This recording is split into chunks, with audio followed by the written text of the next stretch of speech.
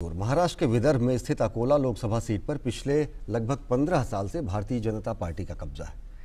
महाराष्ट्र की अकोला सीट पर दूसरे चरण में 18 अप्रैल को वोट डाले जाएंगे। क्या है इस सीट के सियासी समीकरण और क्या बन रही है राजनीतिक तस्वीर, पेश है हमारी खास रिपोर्ट। अकोला के आसमान में इन दिनों सियासी नारे और वादों की गूंज है। सबके दावे हैं बीजेपी इस सीट पर लगातार 3 बार जीत चुकी है। इस बार फिर जीतेंगे ये भाजपा सांसद संजय धोत्रे कह रहे हैं। वोट अपने किए कामों के नाम पर ही मांग रहे हैं। हाईवे का काम चल रहा, रोड का काम चल रहा। हमारे यहाँ जो बिजली की समस्या थी तो बहुत सारे सबस्टेशन बन गए। बाद में ट्रांसफार्मर जो है वो इतने कम थे और बार बार जल जाते थे, ओवरलोड होते थे, वो समस्या दूर हो गई।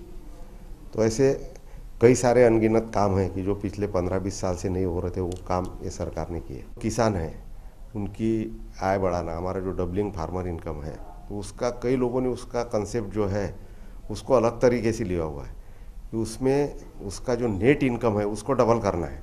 तो कई लोगों को ऐसा लगता है कि उसकी सिर्फ प्रोडक्टिविटी बढ़ जाए, तो उसको भी सही ढंग से लोगों तक पहुंचाना है।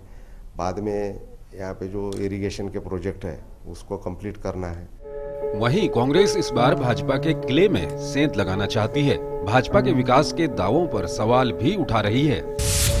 और विकास की जो ग्रोथ होना चाहिए थे वो कहीं तो भी भारत की रुक गई। उस पर अपन अलग अलग हर विषय पे विश्लेषण कर सकते हैं, लेकिन वो पूरी ग्रोथ रुक जाने से वो एक हमारा बड़ा मुद्दा है।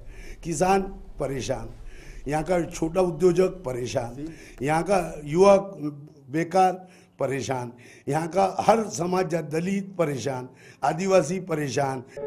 2014 में अकोला सीट पर 59% मतदान हुआ था। हर बार मुकाबला भाजपा और कांग्रेस के बीच ही होता था, लेकिन इस बार मैदान में प्रकाश अंबेडकर ने उतरकर मुकाबले को त्रिकोणीय बना दिया है।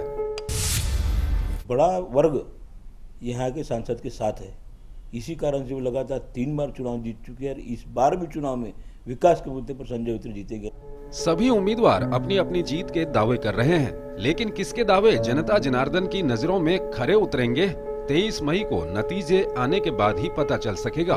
Vikramjit Singh, DD news, Akola.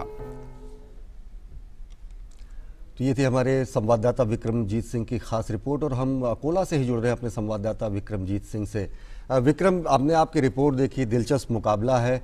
अभी अगर देखें तो विदर्भ का इलाका, अकोला तो कपास सिटी के रूप में जाना जाता है, शैक्षिक हब के रूप में जाना जाता है, लेकिन क्या है खास मुद्दे वहाँ पर? क्या परिस्थितियाँ वर्तमान परिप्रेक्ष्य में राजनीतिक तौर से और साथ ही साथ सामाजिक तौर से कुछ बदले हैं या फिर मुद्दे वही हैं?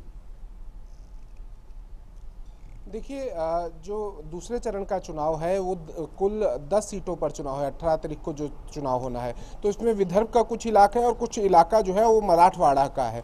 हालांकि अगर मुद्दों की बात की जाए तो मुद्दे जो कमावेश जो है पहले चरण में थे वही मुद्दे जो है अभी दूसरे चरण में भी हैं।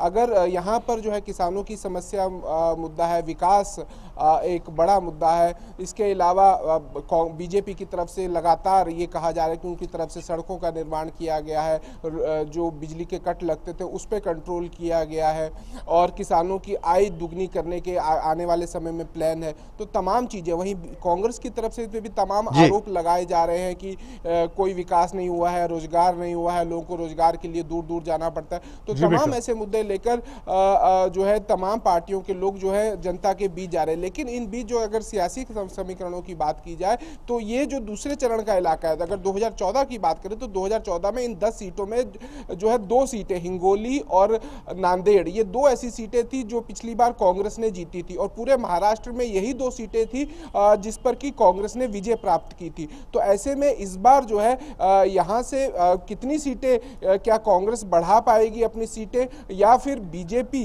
अपने पिछली बार का जो परफॉर्मेंस था उसको रिपीट कर पाएगी? क्योंकि उसकी वजह यह है कि प्रकाश आंबेडकर की जो वंचित बहुजन अघाड़ी है वो भी चुनावी मैदान में। प्रकाश आंबेडकर खुद अकोला से चुनाव लड़ रहे हैं और इसके अलावा वो शोलापुर से भी चुनाव लड़ रहे हैं। तो देखना होगा कि क्या वो एक नई शक्ति, एक नया जो तीसरा विकल्प के तौर पर इसी पे आपसे पूछना चाह रहा था विक्रम, सामने आते हैं या फिर जी विक्रम, इसी इश्यू पे मैं आपसे पूछना चाह रहा था, प्रकाश अंबेडकर के आने से किसको ज्यादा नुकसान होने की संभावना है, कांग्रेस और बीजेपी में? देखिए, अमूमन जो है प्रकाश आंबेडकर के बारे में कहा जाता है, जो कांग्रेस की तरफ से आरोप लगाए जा रहे हैं कि प्रकाश आंबेडकर यदि मैदान में आते हैं तो इसका सीधा सीधा फायदा बीजेपी को होगा। लेकिन प्रकाश आंबेडकर की तरफ से लगातार ये मना किया जा रहा है। एमआईएम से उन्होंने ओबीसी की पार्टी है, उनसे उन्होंने गठबंधन किया है। तमाम जो 2 सीटों से जो है प्रकाश आंबेडकर लड़ रहे हैं, एक अकोला सीट है और दूसरी शोलापुर सीट है, तो दोनों जगह से वो चुनाव लड़ रहे हैं। तमाम उनकी जो वंचित बहुजन अघाड़ी पार्टी है वो तमाम जगह पर चुनाव लड़ रही है, उनको समर्थन भी मिल रहा है। कांग्रेस की तरफ से आरोप लगाए जा रहे हैं कि चूंकि बीजेपी की बी टीम है। हालांकि ये जो आरोप है, कांग्रेस के आरोप जो है नए नहीं है।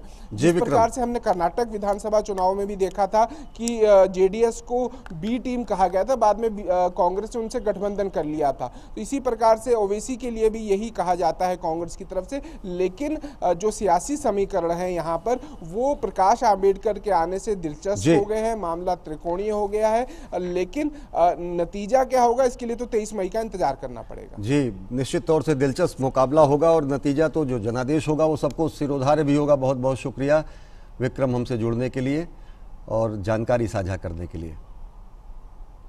तो ये थे हमारे संवाददाता जो कि बता रहे थे कि प्रकाश अंबेडकर के पहुंचने से वहां पर ये मुकाबला जो है त्रिकोणीय हो गया। बिल्कुल। और we heading for a short break in जनादेश 2019। Stay with us, will be right back.